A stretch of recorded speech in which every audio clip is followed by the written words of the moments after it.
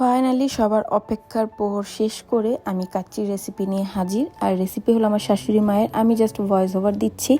আশা করি সবার ভালো হবে এবং সুবিধার্থে আমি যতটুকু পারি চেষ্টা করব সবগুলা কি দিচ্ছে সব বলে দেওয়ার। প্রথমে খাসির মাংস নিয়ে নিয়েছি এবং পেঁয়াজ বেরেস্তা করে রেখেছিল, এটা দুটো আলাদা ভাগে করে ডিপ্লোমা গুঁড়া দুধ কিছু পেঁয়াজের বেরেস্তাতে মিক্স করতেছে। বাকি স্টেপ বাই স্টেপ আমি ভয়েসে বলে দিব, আপনারা হয়তো বা উপকৃত হবেন আমি আশা করি। রেসিপি বুঝতে হলে ফুল ভিডিওটা দেখবেন। প্রথমে দিয়ে নিচ্ছে টক দই, এরপরে দিবে আপনার বাদাম বাটা, এখানে 3 রকম বাদাম, পেস্তা বাদাম, কাঠবাদাম এবং কাজু বাদাম। তারপর দিবে হলো এখানে জায়ফল, জয়ত্রী, পোস্তদানা এবং সাদা গোলমরিচ বাটা একসাথে, এটাও মিক্স করে নিচ্ছে। একে একে সব ময় মশলা দিয়ে দিবে।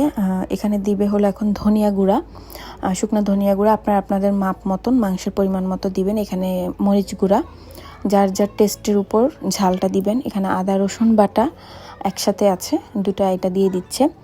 এরপরে দিয়ে নিচ্ছে এলাচি, আস্ত এলাচি।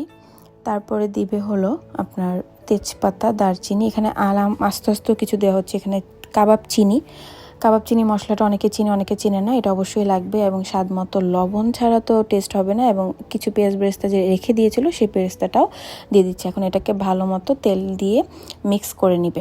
আর এখানে দিচ্ছি একটু ঘি আর একটু তেল, দুটোই ভালো করে মিক্স করে মাংসটা ম্যারিনেট করে রেখে দেওয়া হবে। এখন আমরা নেক্সট স্টেপে চলে যাব। পানিতে তেজপাতা, লং, শাহি জিরা, কাবাব চিনি এবং স্বাদ মতো লবণ দিয়ে এটাকে ফুটানোর পর্যন্ত অপেক্ষা করব। অ্যান্ড বাসমতি চাল আধা ঘন্টা ভিজিয়ে রেখে আমরা ঝরিয়ে নিব। অ্যান্ড বাসমতি চালটা ভালো কোয়ালিটির নেবেন, এতেই কাচ্চির এই প্রসেসিংটা অনেক বেশি ইম্পর্টেন্ট পারফেক্ট কাচ্চির জন্য।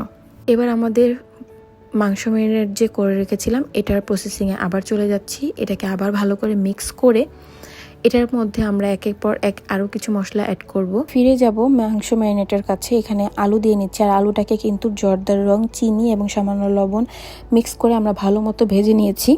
এটা মাংসের উপরে দিয়ে দিচ্ছি সুন্দর মতো। তারপরে একে একে এখানে দিব আলু বোখারা, কিচমিচ এবং ওই যে পেঁয়াজ বেরেস্তা যে দুধের সাথে মিক্স করে রেখেছিলাম ওটাও কিন্তু উপরে সামান্য ছড়িয়ে দিচ্ছি। দেখেন স্টেপ বাই গোলাপ জল অ্যান্ড কেওড়া জল মিক্স করা এই বোতলে, এটাই সামান্য পরিমাণে দিয়ে নিচ্ছে। অ্যান্ড এটার উপরে দিয়ে দিবে আপনাদের কাঁচামরিচ, অবশ্যই এটা আপনাদের ঝাল মোতাবেক আপনারা টেস্ট মোতাবেক দিবেন। আর এখানে জাফরানের রং বের করে রেখেছে, একটু হালকা একটু বেশি গাঢ়। কাজ প্রায় শেষ, এখন আমরা চলে যাব মেন প্রসেসে।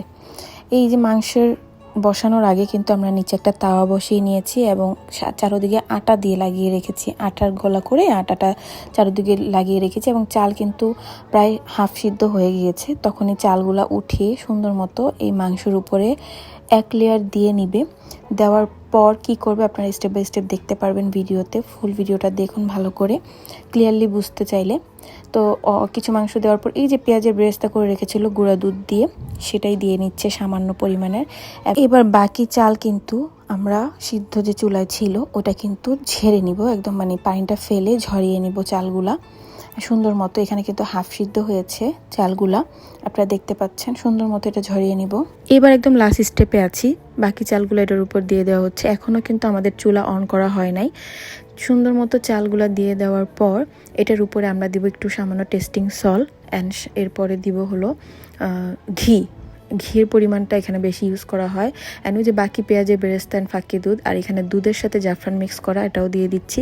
অ্যান্ড এটা একটু জর্দার রং জাফরানের রং এবং জর্দার রং মিক্স করে এটা ইউজ করা হচ্ছে। চাল সিদ্ধর যে পানিটা ছিল সামান্য পরিমাণের পানি দিয়ে এটাকে সুন্দর মতো ঢেকে এবার আমরা চুলায় দিয়ে দিব মিডিয়াম টু হাই হিটে। এটা 40 থেকে 45 মিনিট রান্না করা হবে। অ্যান্ড তারপরে কিন্তু ফাইনালি আমাদের কাচ্চি রেডি।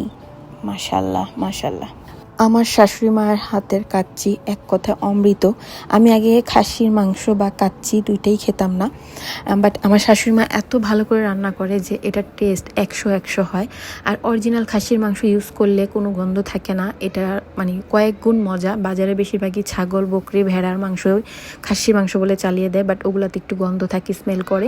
বাট অরিজিনাল খাসির মাংস দামেও বেশি থাকে আর মানেও ভালো থাকে, টেস্টও 100 থাকে। ফাইনালি কাচ্চির ভিডিওটা শেষ হলো। আপনারা ভিডিওটা কেমন লাগলো অবশ্যই কমেন্ট করে জানাবেন। কোনো ইনফরমেশন লাগলে অবশ্যই কমেন্ট করবেন। অ্যান্ড ভালো লাগলে অবশ্যই